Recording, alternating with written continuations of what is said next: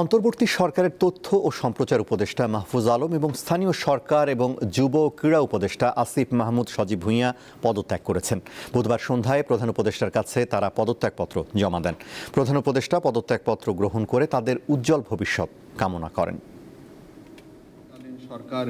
অন্তর্বর্তীকালীন সরকারের 2024 সালের 5 আগস্ট আওয়ামী লীগ সরকারের পতনের পর 8 আগস্ট ডক্টর মোহাম্মদ ইউনূসের নেতৃত্বে অন্তর্বর্তী সরকার গঠিত হয়। বিশ্বস্ততার সহিত পালন করিব। তখন প্রধান উপদেষ্টা সহ মোট 23 সদস্যের উপদেষ্টা পরিষদ গঠিত হয়। সেই সময় জুলাই গণ অভ্যুত্থানে নেতৃত্ব দেওয়া ছাত্র প্রতিনিধিদের সরকারে অন্তর্ভুক্ত করা হয়। বুধবার তাদের পদত্যাগের মাধ্যমে সরকারে আর কোনো ছাত্র প্রতিনিধি থাকল না।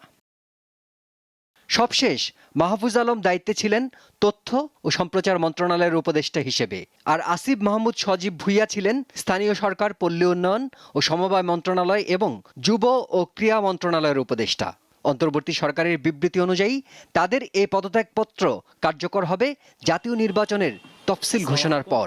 আজ বিকেল 5টা নাগাদ প্রধান উপদেষ্টা প্রফেসর মোহাম্মদ ইউনূসের কাছে তাদের পদত্যাগপত্র জমা দিয়েছেন।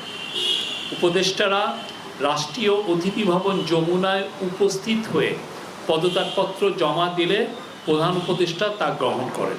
তাদের পদত্যাগ নির্বাচন কমিশন তফসিল ঘোষণার সাথে সাথে কার্যকর হবে।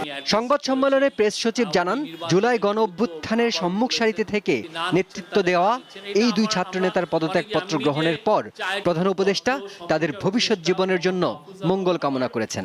নিজেদের কর্মের মাধ্যমে দেশের মঙ্গলে নিয়োজিত থাকার আহ্বান জানিয়ে দুই ছাত্রনেতার উদ্দেশ্যে প্রধান উপদেষ্টা আরও বলেন, সরকারে থেকে যে অভিজ্ঞতা তোমরা অর্জন করেছো তা ভবিষ্যৎ জীবনে অবশ্যই কাজে লাগাতে হবে।